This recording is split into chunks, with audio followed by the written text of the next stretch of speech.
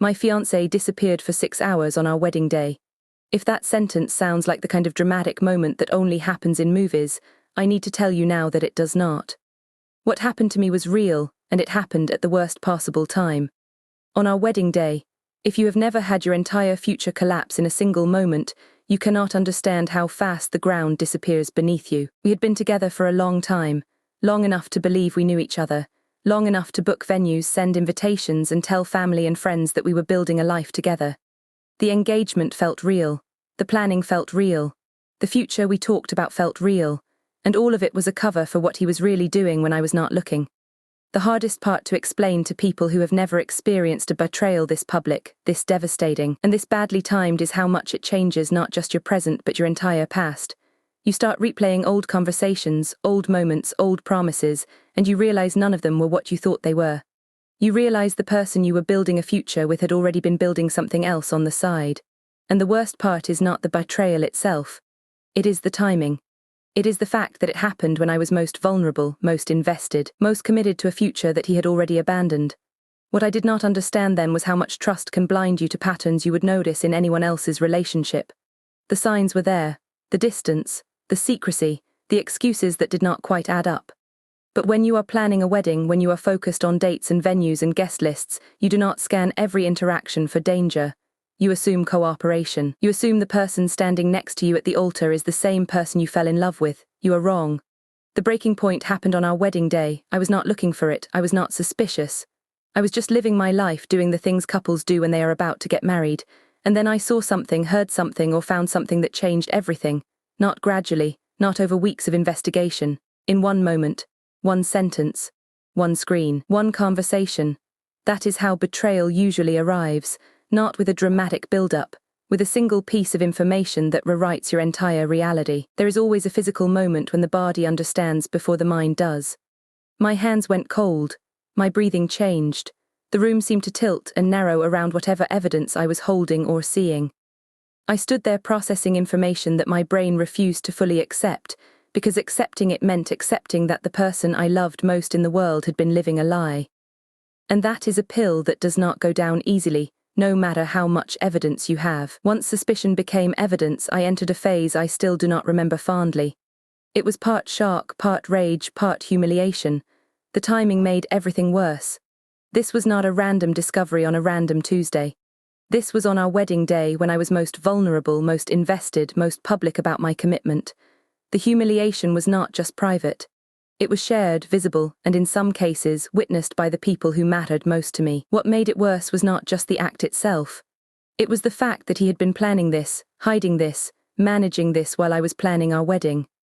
While I was picking out venues and flowers and music for our first dance, he was living a double life that would destroy everything I thought we were building.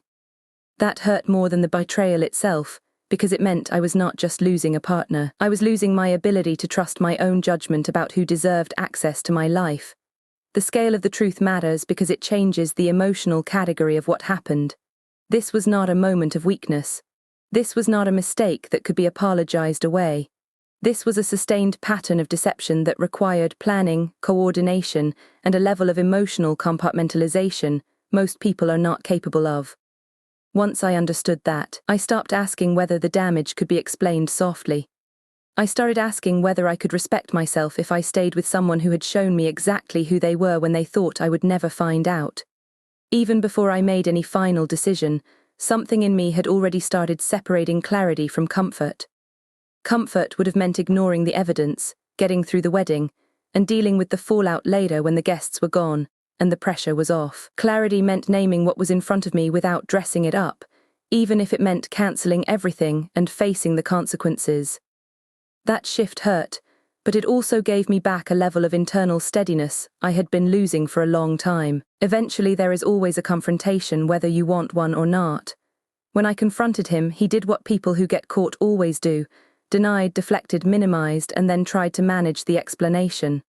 First came confusion, then excuses, then the classic defense that it did not mean anything, it was just a mistake, it was not supposed to be a big deal. But lies change shape when they are cornered, and eventually the whole performance collapsed in front of me. In that conversation I learned something I have seen repeated in almost every betrayal story since. When someone has been lying for long enough, exposure does not automatically produce honesty. Often it only produces a faster, more desperate form of strategy. I also learned that closure is rarely given cleanly by the person who caused the damage. More often, closure is assembled privately from facts, behavior, silence, and the eventual realization that you no longer need a better apology in order to make a better decision. That realization was painful because it forced me to stop waiting for him to become morally elegant after choosing something much uglier. After the confrontation, the aftermath begins, and the aftermath is rarely cinematic. It is practical, repetitive, humiliating, and emotionally expensive. I had to make phone calls I never thought I would have to make. I had to cancel venues, return deposits, explain to family and friends why the wedding was off. Some vendors refunded me, some did not. Some people were kind. Some people asked if I was sure I wanted to cancel over one mistake. That question taught me more about who understood betrayal and who had never lived through it than any other part of the process. There is also a social cost to betrayal that people underestimate. You start thinking about who knew what, who suspected what, and who watched the relationship move toward a wedding without saying a word.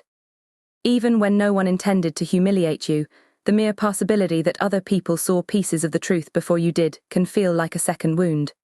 It is not pure ego. It is the pain of realizing your private devastation may have had an audience long before you had language for it yourself.